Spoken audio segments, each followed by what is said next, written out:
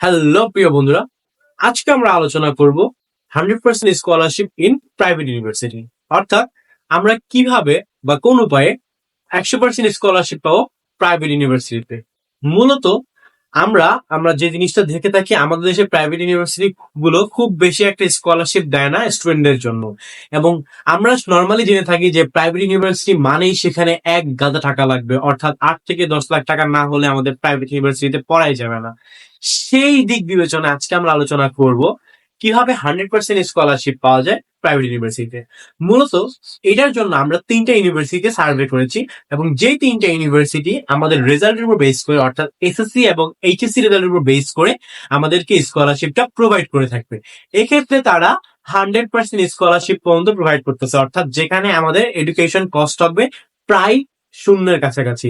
এক্ষেত্রে শূন্য না, কারণ তারা আমাদের থেকে কিছু না কিছু কস্ট অবশ্যই তারা নিবে। সেক্ষেত্রে ধরে রাখতে পারো যে যেখানে আমার গ্রাজুয়েশন সম্পূর্ণ করতে 10 লাখ টাকার প্রয়োজন, সেখানে আমি 60, 70 বা 1 লাখ টাকার মধ্যে গ্রাজুয়েশনটা শেষ করতে পারবো। এক্ষেত্রে তারা আমাদেরকে যেটা করবে সেটা হচ্ছে টিউশন ফিটা আমাদেরকে রিডিউস করে দিবে, but credit transfer fee, credit fee ইত্যাদি আনুষঙ্গিক খরচ দেখে তারা কিছু টাকা আমাদের কাছ থেকে অবশ্যই নিবে। তাহলে চলো আমরা শুরু করি। আমাদের লিস্টের প্রথম ইউনিভার্সিটি গুলো কোনটা? এক্ষেত্রে আমাদের লিস্টের প্রথম ইউনিভার্সিটি হচ্ছে এশিয়ান ইউনিভার্সিটি অফ বাংলাদেশ, যার অবস্থান হচ্ছে ঢাকার সাভারে।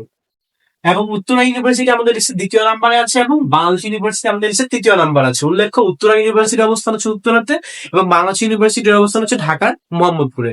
তাহলে জেনে নেই যে কিভাবে এই ইউনিভার্সিটি গুলোতে আমরা ওয়েভার পাবো। ওয়েভার মানে হচ্ছে, এখানে আমি স্কলারশিপকে বোঝাচ্ছি।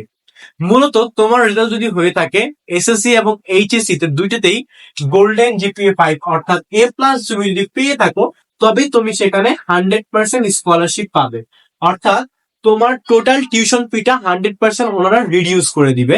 বাট তারপরও কিছু আনুষঙ্গিক খরচ থাকবে, যেটা তোমাকে মোটামুটি 60,000 থেকে 90 বা 95 হাজারের মধ্যে তুমি তোমার গ্রাজুয়েশনটা এখান থেকে, মানে উক্ত ইউনিভার্সিটি গুলোতে কমপ্লিট করতে পারবে, অর্থাৎ 4 বছরের খরচ।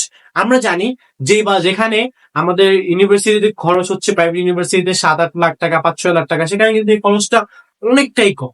এবং সবচেয়ে বড় কথা হচ্ছে, তোমার রেজাল্ট যদি A+ নাও হয়ে থাকে, অর্থাৎ তোমার রেজাল্ট যদি 4.5 ইত্যাদি হয়ে থাকে, অর্থাৎ সেক্ষেত্রে যদি তোমার রেজাল্ট গুলো এসএসসি এবং এইচএসসি দুইটা মিলে 9.5 হয়ে থাকে আউট অফ 10, সেক্ষেত্রেও কিন্তু তুমি একটা ওয়েভার পাবা। সেটা ইউনিভার্সিটি বেস আলাদা আলাদা হবে, যেমন 30%, 40% এরকম হতে পারে, 50% হতে পারে।